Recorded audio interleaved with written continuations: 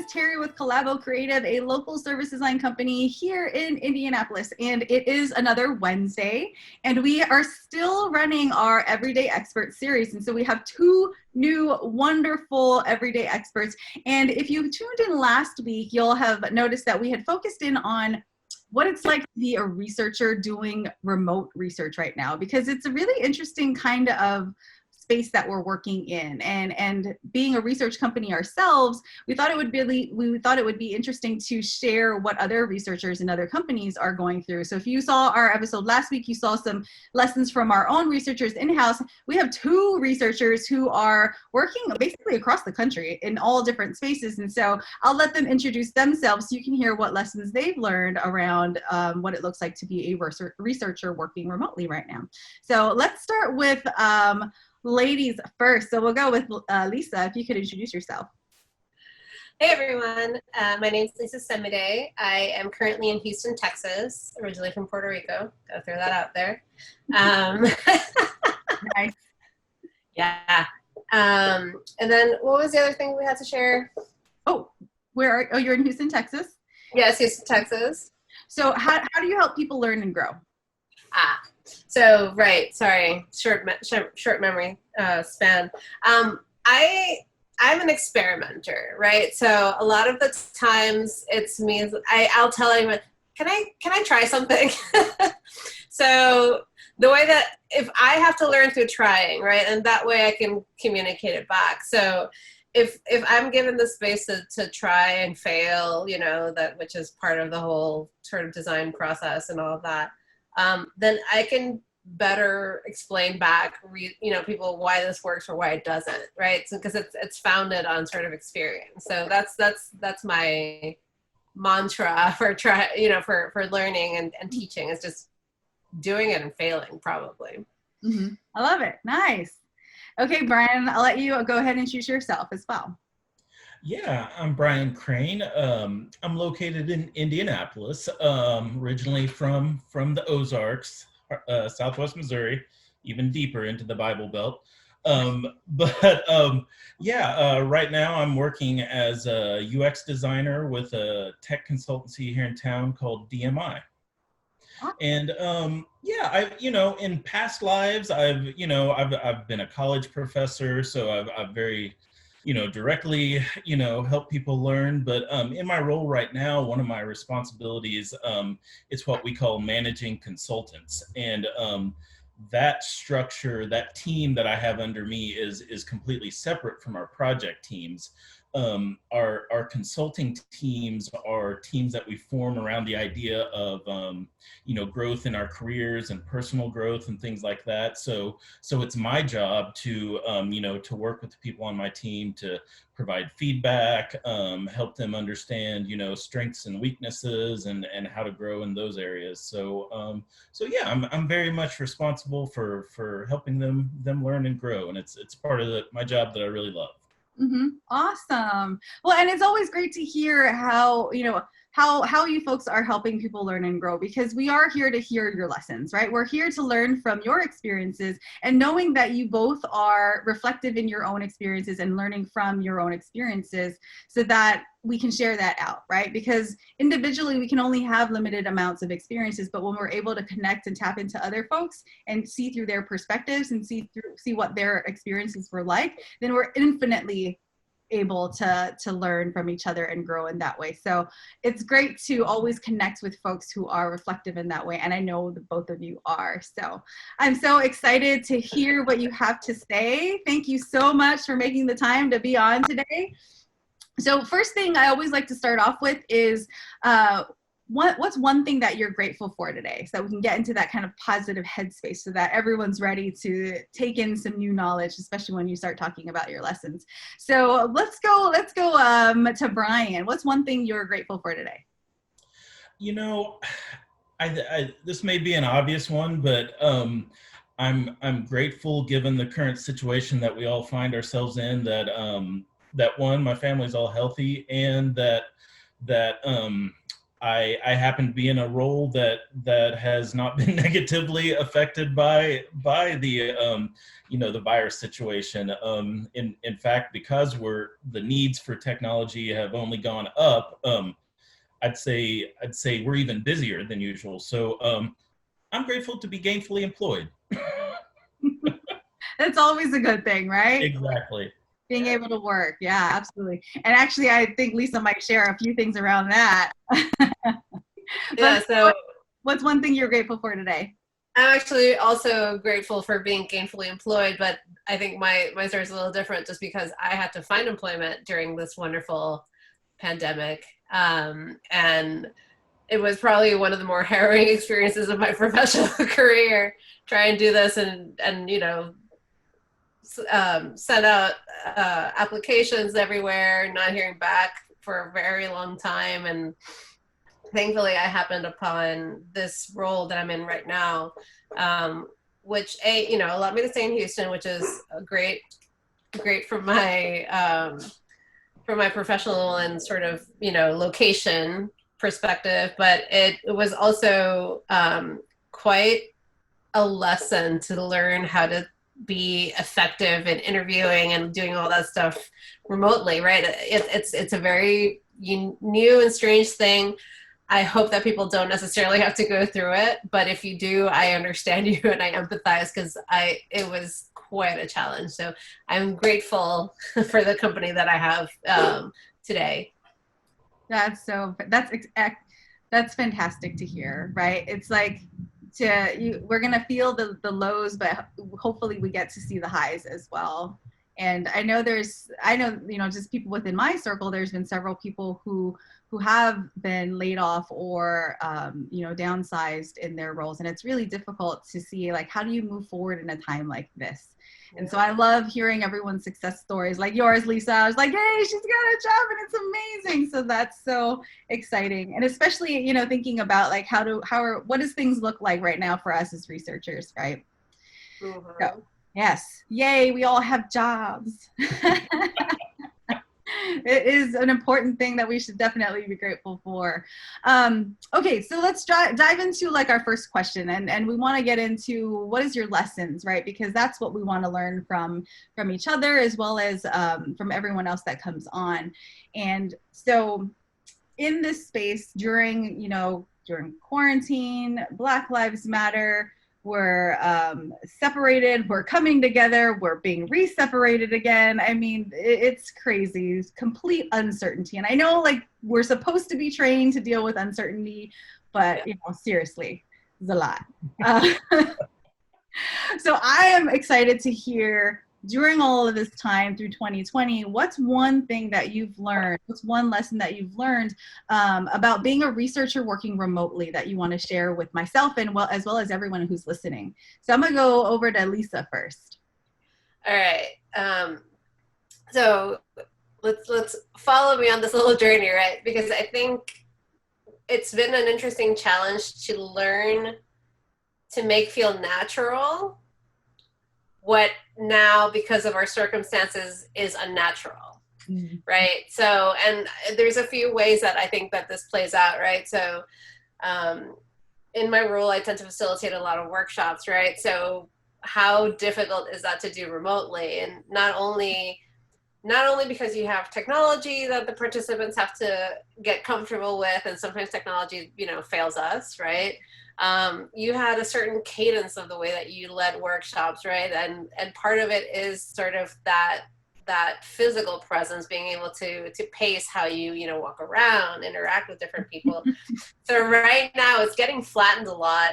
And then I think there's that technology is incredibly helpful, but it's also part of a hindrance. I think the other component is in facilitation, you're usually working with a co-facilitator in some respect, right?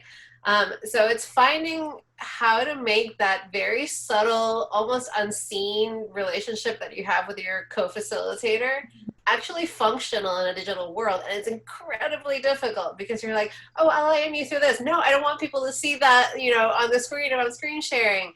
And it's sometimes as simple that we could do just by looking at each other. But once you're in sort of a collaborative workspace, you're typically maybe not looking at the camera as much. So you're relying on other ways of doing this, right? So it's trying to make it feel little as natural as you can without over orchestrating it. And that's incredibly, you know, it's incredibly challenging to do. So it's definitely something that I miss. And, you know, I've taught courses online, and that's different, right? Because you're speaking to the camera and all that stuff. But definitely the workshop facilitation for me right now is an interesting one to try and get right in a virtual environment. Yeah. So what have you, oh, sorry, Brian, what did you have? Well, I was going to build off that because that, you know, it's been my experience too. You know, the good news for us is a lot of our research happens through one-on-one interviews that were happening remotely anyway. So, you know, that makes up like a good 60% of our research. And so, you know, that really hasn't changed. But to Lisa's point, you know, we run workshops fairly regularly for service blueprinting and customer journey maps, things like that, where that's the intended outcome. And yeah, that's where the big challenge has been. And you know, how do you take those things that were always, you know, a physical in-person interaction? How do you take those same things and translate those into a digital experience, right? And you know, what can you translate directly, and then where do you have to be flexible and find new ways of working? Because as creative as designers are, we can be some of the most inflexible people when it comes to doing our methods, you know, because we have a way that we do it, and this is how it's done. And so, you know, and to Lisa's point, it's been turned on its head. So yeah, that's been a constant challenge for us too, is, you know, how do those in-person interactions translate to online interactions? Yeah. Well, and so, well, then I'm going to throw this question to both of you, kind of pushing you towards, like, how are you, like, I guess, let me consider how I state this. How have you met that challenge? Like, what have you learned in that experience? That worked? Or maybe both, what works and what doesn't work? Yeah.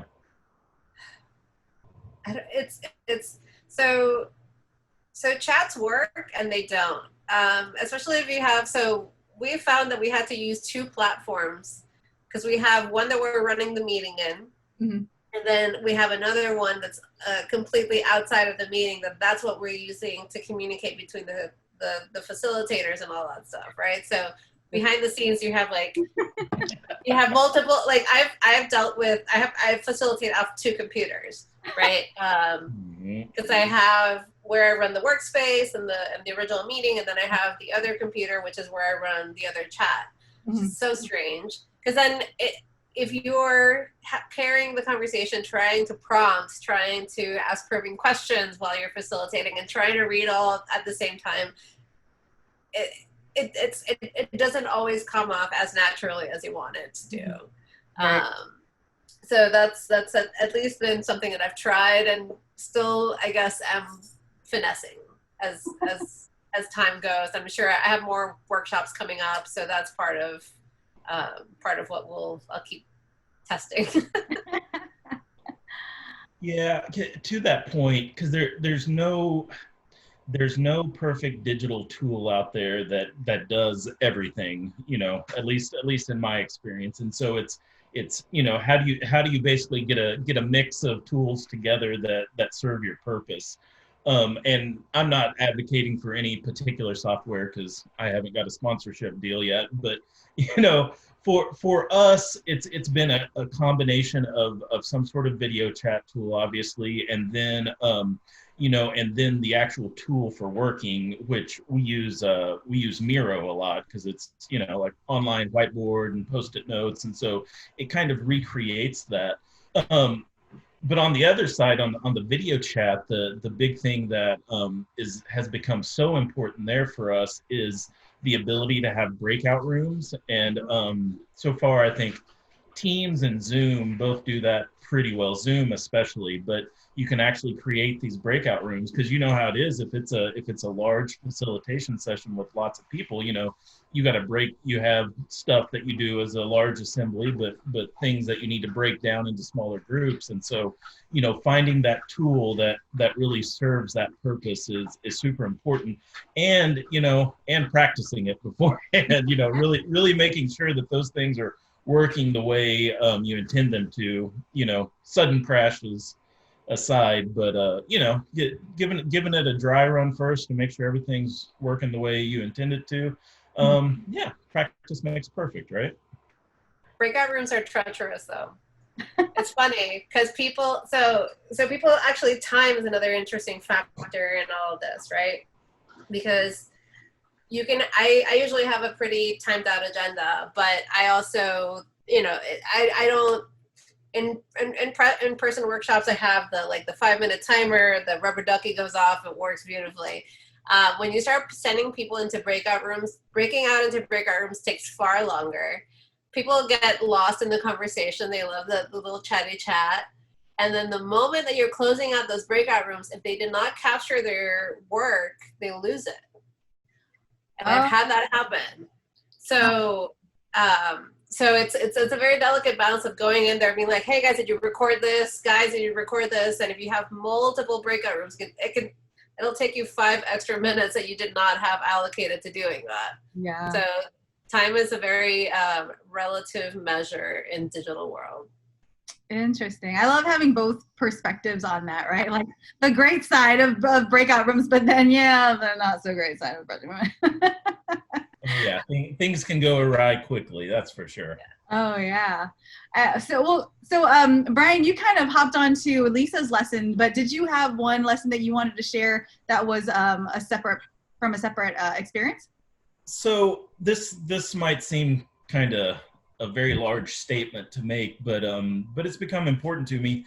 I think as designers, we have sort of the methods that we like and the stuff that we tend to do a lot, right, as designers. And I think we lose sight of the fact sometimes that and Terry, I know you have a passion for educating about developing design methods and how you do that. I think we lose sight of this sometimes, that how powerful that is, and how we can reshape those things to serve our needs. And so I'm gonna go right into why this came up for me. As in my role as managing consultant, where I have the team that I'm helping to grow, one thing I recognized, just recently was that, hey, they need to expand their knowledge on design methods, and there's more to life than interviews, and that sort of thing. And so one of the things I wanted to get right into was hi puppy. Oh, what a cute dog. One of the things I wanted to introduce to them was the idea of a photo journal, or in the academic world, cultural probes, as we call them. And so I was giving them, or thinking, how can I introduce this to them without it just being, some completely stale, made up thing? And so the obvious thing was, oh wait, we all have this new experience working from home full time that we've never had before. So I started giving them photo prompts around that, with the purpose of learning how to do that, with a client, with a stakeholder, right? Mm-hmm. And now that I say this, it seems so obvious, but what I found out was that was also a proxy for the other thing we were missing out on, which was getting to know each other as a team, because we're never at the office anymore. And just like this, sure, we can have video conferences, but it's just not the same. And all of a sudden, through teaching this method, we were literally getting pictures, like, slice of life stuff right into each other's worlds. And it was beautiful and amazing. And I should have already known that would happen before I started. And so then I had to act like, yeah, that's what I meant to happen all along. But, I point being that, design methods are such powerful tools, and they aren't they aren't monolithic, right? They can be used for so many things and changed and used for so many different things that, we just forget about it sometimes, especially if our role, our job sort of focuses on the same deliverables over and over again. Well, you tend to rely on the same methods over and over again. And so, when you have that knowledge, it's such a powerful thing. And finding new ways to use all our old hat tricks, right, is such a powerful thing that we can deploy into the world. Mm-hmm. Oh, I love it. I love your story. Although you did kind of share the secret sauce behind what you did, and that Sorry. it wasn't really intentional, but that's okay. I was too excited. I couldn't stop. Love the honesty and openness there. So if your team is watching, they'll be like, oh, it wasn't intentional. But yeah, I'm sure they'll appreciate the story and the share. But it's great to hear that. Do you have something to add, Lisa? Well, no, it's interesting though, because you have, as Brian mentioned, your book of I say book, right? But it's sort of like the Rolodex in your bag, and you're like, method, this one. But I think it's understanding that these different methods can then be substitute for others at this point. Because, for example, a lot of the research that my company tends to do is on-site research, contextual inquiries, right? So we're actually diving into seeing what people do, their work environments, what works, what doesn't. But how can you do that now? There are certain people that are on site, but I can't be on site. Mm-hmm. So it's about sort of repurposing certain methods in a way that would make, because it's strange, right? You can't ask the person to, during contextual inquiry, be like, this is what I do. This, it doesn't feel natural to them, right? Workflow. No, totally, right? So, but maybe it is a cultural probe. That's another way of getting at some of that content without having to be there, right? So it's reimagining how you can get outcomes through different avenues. Mm-hmm. Oh, I love it. I love that you both are trying out different kinds of methods, especially right now, because I think, like you said, Brian, that's a powerful thing when we're able to understand how we develop methods and why we develop methods, and that the fact that every method that we have is something that we've created, and so methods can entirely be creative engagements, right? And we don't have to rely on the tools that have been created for us, but we can actually make our own. So it's a super powerful statement, I think, as a researcher, to hear that and to be able to experience that. I mean, kudos to you, like running that photo journal with your team. That is awesome. Like, not only were they I mean, that's like the whole two birds, right? Like you got them to learn a method by experiencing the method, and then like have that same impact because they were essentially the participants, right? So cool. Okay, well, so I love hearing everyone's lessons, and I love what you both had shared. And so what we always want to do, right, because we're about taking action, it's part of our design mentality, is like, how do we take action on these? And I think you both have shared a little bit around that, but I'd love to hear, like, moving forward into this next normal and whatever that looks like, being that some people are in the office, some people are not in the office, some people, I don't even know where they are, some people have just hidden in holes. How do you see the lessons that you've learned applying in the future, your future context? So how are you hoping to see, new methods being emerged, or moving that into your space, or, considering, like, did he sneeze? Yeah. Oh, allergies.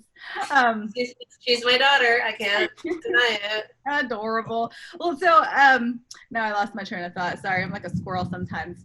But that, how do you see these lessons that you've learned? How do you see yourself taking them forward? How do you hope your teams take them forward?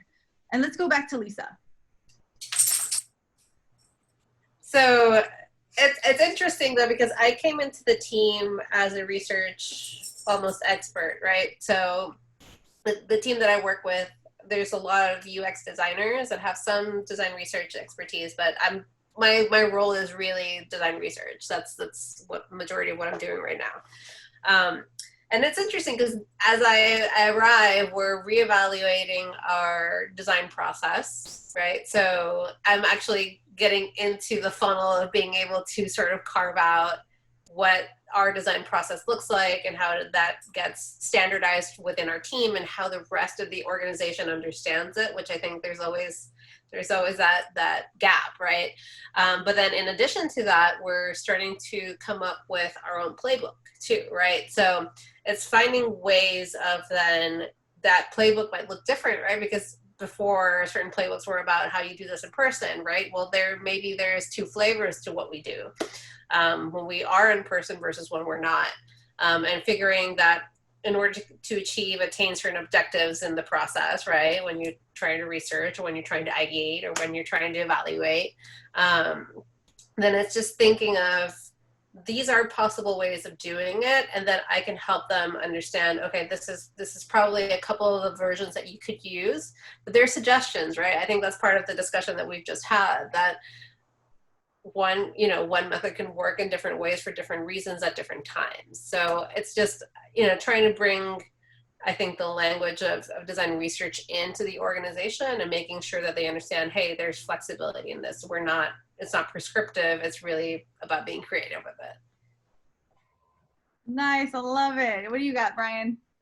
For me, it's interesting in the UX consulting space because, we essentially become contract employees for whoever our client is, because our engagements can run from, couple weeks to a couple years. You never know, right? But we essentially, in a way, become an employee of our clients, and so that's great and it works. But one challenge is, clients, rightfully so, they want to see immediate value for their spend, right? Mm-hmm. And so it is difficult to introduce and suggest entirely new methods to them that they may not be familiar with, or that my management might not even be familiar with. And, hey, we can do this crazy new thing. And they're like, yeah, but that's strange and weird. Someone else. Yeah. Someone else be the guinea pig. Then we can evaluate the ROI on it. And,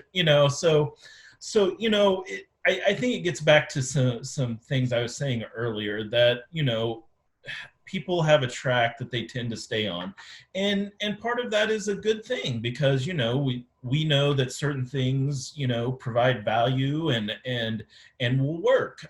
At the same time, what are we missing out on by not finding new ways to engage with our stakeholders and our users? And so getting both ourselves as designers and our clients and stakeholders to step out of their comfort zone, that's always a challenge, right? But now that we can't be there in person and give it that personal touch, right, it gets even more challenging.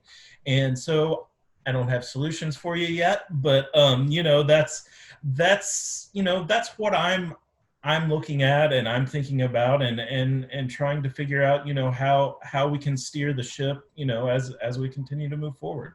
Mm-hmm. Oh, well, I appreciate your honesty and sharing that, right? Because a lot of times, we are in new spaces, we're in uncharted territories and uncharted waters. So we don't always know what's going to work or how to move forward. And it's refreshing to hear someone say, I don't have answers right now, but that's what I'm thinking about, right? Because by thinking about it and focusing on it, we're going to get answers. You're going to get answers. So please keep us posted on how you move that forward. Even if it's a abject failure, I will have learned something and I can share. Hey, all of that, right? We take failures as gifts. It's everything we can learn from. So exactly. I'll if you want, I'll share a little bit of our secret sauce behind testing out new methods. So we've been leveraging the white space that the team has to do interesting research. So we're taking on COVID-19 experience research. No one's funding it, but it's just kind of a passion project. And so giving the team the space to try out crazy methods that they've always wanted to try out, to vet them and see how they work. So that's something that we're doing in-house, at least. You can take that and run with it if it helps. If not, send people our way if you know that they've had positive COVID-19 experiences. So, I mean, sorry, not positive experiences, but they've been positive for COVID-19. There we go. Tested positive for COVID. Okay. Not too many positive experiences that I've heard of. But yeah, that's a little bit of our little secret sauce, so pulling back the curtain there. Usually I don't share too much on these, but I'll share with you. Well, I do want to respect your time, and I know we're getting close to our half-hour mark, but I really love everything that you have shared, and I love how you both were open enough to go deep in how you are operating and how, like, where your struggles and challenges are currently, because it's helpful to know. And I think from my perspective and from anyone who's a researcher that's listening, that there's a lot of similarities. Like I resonated with a lot of the challenges you both brought up. And I mean, immediately I'm like, yes, oh my gosh, yes, all of that, right? Like I have to have my chat, my phone going on as well as the Zoom, you know? So all of those struggles, they are real for, I think, a lot of us who are doing this kind of work in this space. So I really appreciate your time and your openness and your just willingness to share everything that you've gone through over the past couple of months or few months. I think we've lost count already, not even counting anymore the months. Yeah, exactly. But so to wrap us up, I always love to hear what are the words that drive you, what motivates you. So what are those words of wisdom that that either motivates you? Maybe it's a mantra that you repeat to yourself when you're struggling or having a hard time, or maybe it's a quote that you kind of just love and live by. Who shall we go ahead, Lisa? You take Okay. lead us off here. Okay. Please. So I've been thinking about this as I try things out, right? As I like put things on paper again, right? Because that's part of the creative process. So, and it's not no one's quote, I think. If not, you know, I'm gonna TM it and keep it for myself. But what I usually say is a draft is a shift, right? So even something that's loose, that is maybe not fully cooked, is actually something that's leading you in another direction. And I was like, okay, it's a step forward, even though it feels not cooked, or like the page is sort of still kind of really empty in a lot of parts and aspects. It's a motivation. It's like, there's, you know, keep going, you'll get there. I like that. A draft is a shift. I've never heard that, so I'm going to attribute that to you. That is Lisa's words of wisdom. I'm going to start using that, actually. Nice. Make sure you attribute credit. Exactly. Credit, please. I'll set up my Creative Commons. Okay, Brian. What's your wisdom? Okay, so kind of like Lisa, it's not exactly words of wisdom, but this is more like a bonus lesson from quarantine. How about that? My experience working from home now for the last however many months it's been, whatever your weaknesses are, working fully remote are going to amplify those weaknesses.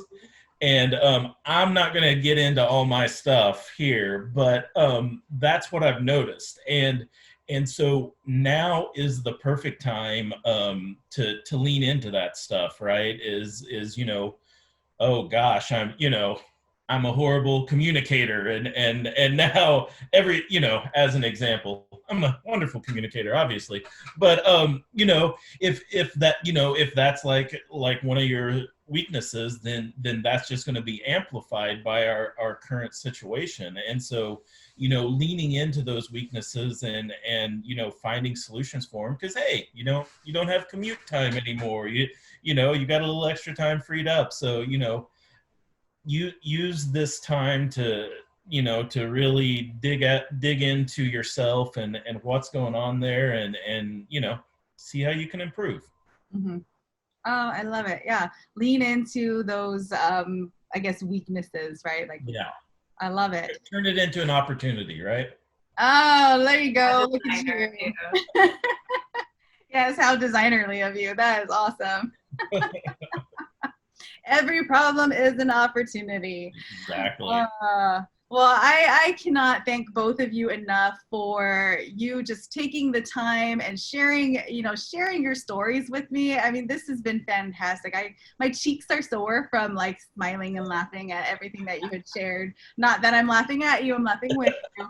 Uh, but it's so fantastic, and I know my team will enjoy watching this episode just because I think a lot of, like I said, a lot of what you shared will resonate with what they're going through as well. And so hearing how we are similar and how we're each uniquely and individually addressing these challenges that we're coming across as researchers working remotely, and even just like people working from home, right? It's helpful to understand how we're connected and how we can then learn from each other. So again, thank you so much for your time and for sharing all of your wisdom with me. Or actually not all, sharing parts of your wisdom with me. And for everyone out there who's watching today, I just want to thank you for taking the time and hearing Brian and Lisa's words of wisdom. And if you are a researcher, I hope their lessons resonate with you, because there is a lot of, I think, experiences that we're sharing right now as we move through this kind of uncertain times. So hopefully their lessons spoke to you and you're able to take their actions and tips moving forward to help improve how you practice your research as you work remotely. So thank you again for being here. Thank you all for being here, and we'll see you next week. Bye. Bye, everyone.